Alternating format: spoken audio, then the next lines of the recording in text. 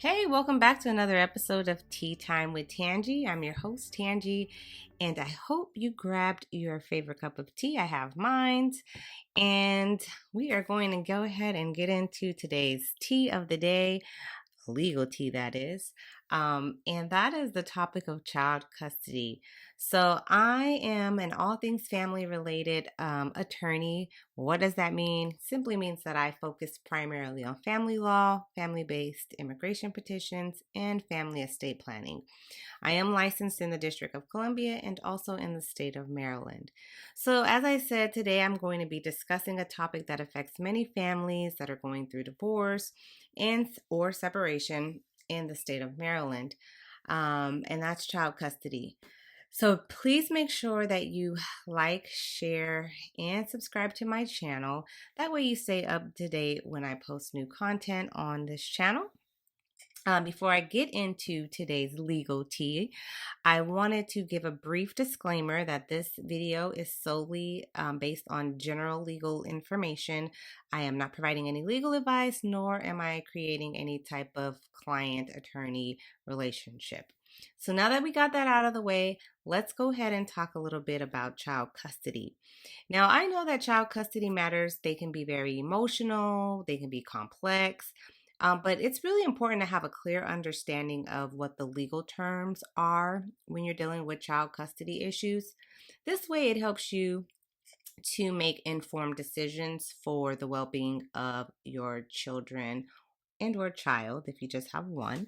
And this video is going to discuss the key aspects of child custody, such as legal custody, physical custody, visitation, and also some of the roles that custodial and non-custodial parents have. I'm also going to briefly talk about some of the factors that the courts in Maryland look at when determining custody arrangements. Now, a lot of these terms are pretty universal in all of the jurisdictions. So, in all the states, these terms are pretty much the same.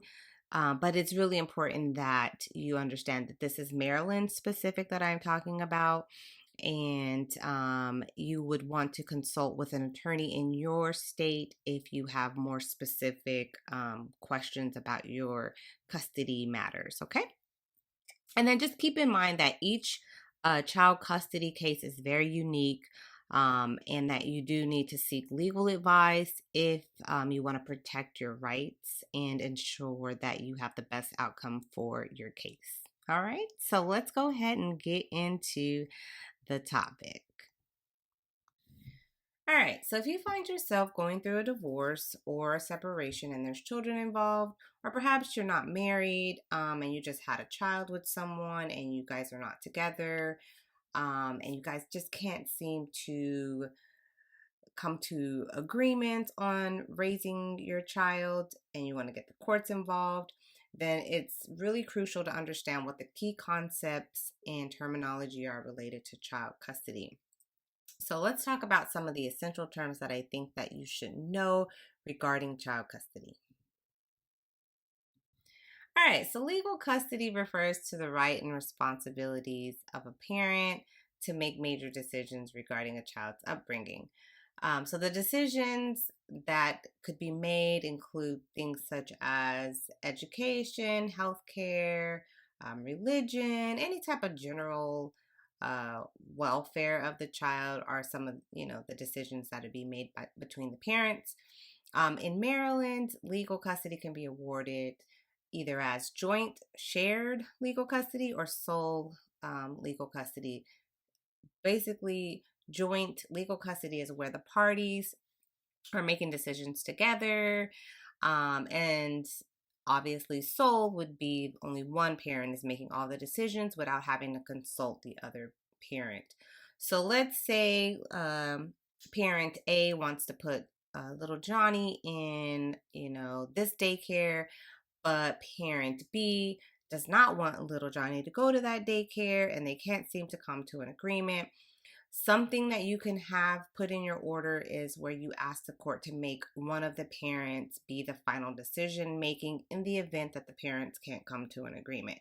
So that means if the court had parent A be the final decision maker, then little Johnny would be going to the daycare of parent A's choice. That happens sometimes, and it's really good to have that in the order so that you're not having to go back to court, because the two of the parties can't come to an agreement and there's nothing in the order that's saying who gets to make that final decision, okay? And then obviously with sole legal custody, you don't have to consult with the other parent. So that is the term, those are the terms that deal with legal custody. All right, so let's talk about physical custody.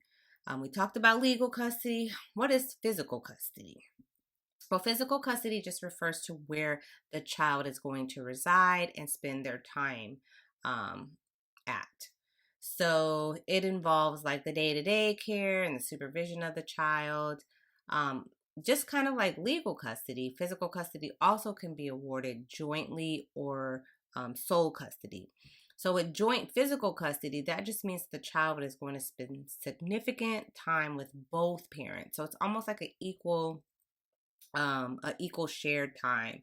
While sole physical custody, that means that the court's going to grant one parent the majority of the parenting time, and then the other parent is going to have some of the visitation with the child.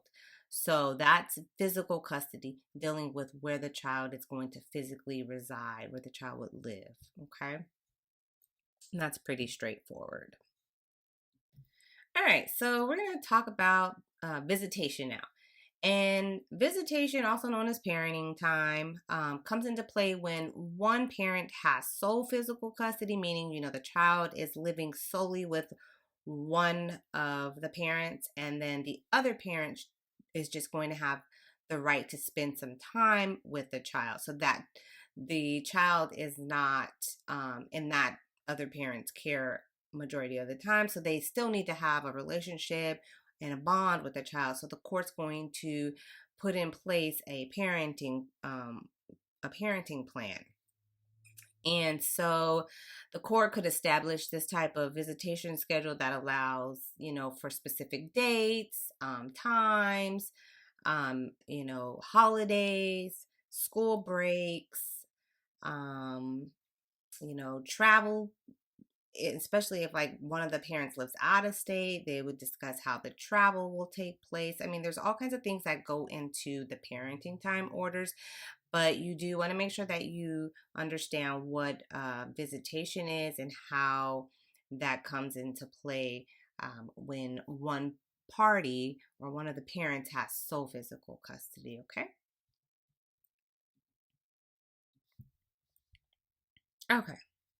So let's talk about custodial parents versus non-custodial parents. Basically, the custodial parent is going to be the parent who has physical custody of the child majority of the time. So that means the child is residing with that parent most of the time, while the other parent has some parenting time.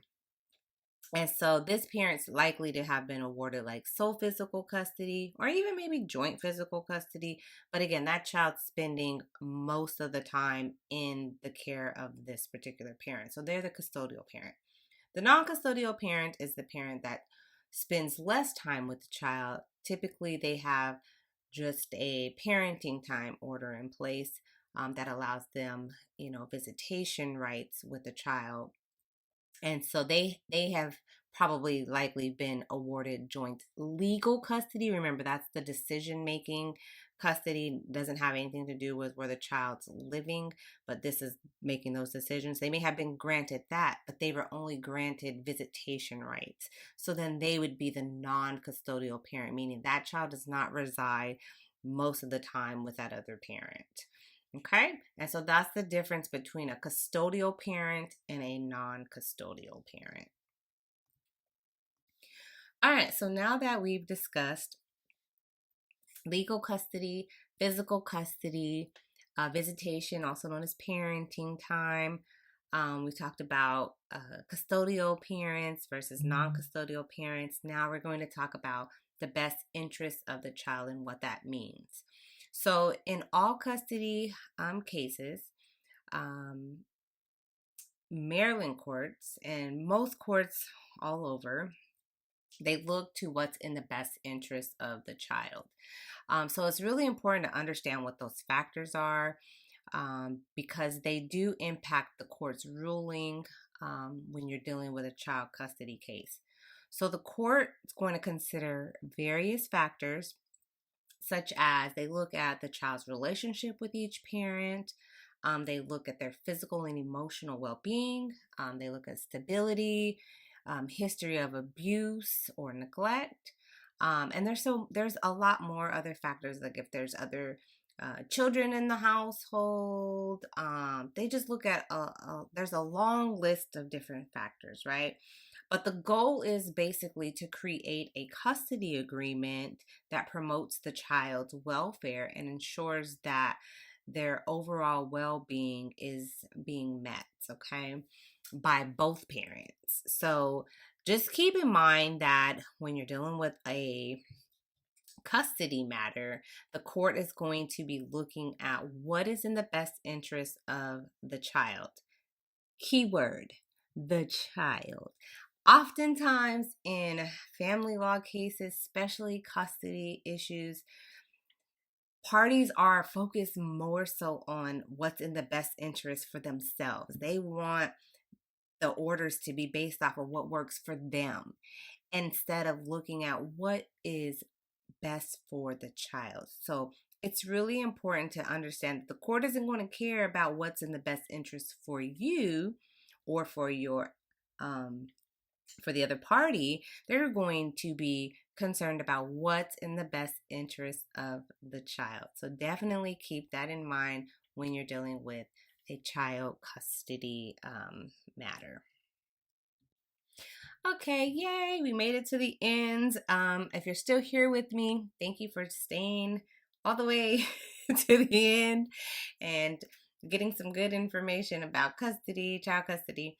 It is really important, though, to understand the key terms of child custody, especially if you're going through a divorce or a separation and there's children involved, or like I said, maybe you just had a kid with someone and you're not together and you guys are having issues with co-parenting and you need to get the courts involved. It's really a good idea to make sure that you familiarize yourself with the child custody terms, specifically legal custody, physical custody, visitation, parenting time, custodial and non-custodial parents, and then also that best interest of the child factors that the courts look at. This is going to help you to be able to navigate through your custody case more effectively and efficiently, and to where you kind of know what your rights are and what to ask for when you are dealing with child custody. And then just remember that if you do get stuck on something and you're not clear about the law or the terms, that you consult with a family law attorney in your jurisdiction or seek some type of legal advice for specific questions that are related to your situation. Again, I know family law can be very taxing and stressful, but it's really important that if you're stuck on something, you get some kind of help. So that is all for now. Please make sure to like, share, and subscribe. Stay connected, stay plugged in. Hopefully, I'll be dropping some more gems about family law, family-based immigration, and some family estate planning stuff. So until then, have a blessed rest of your week. Stay safe, and I look forward to seeing you guys again. Bye.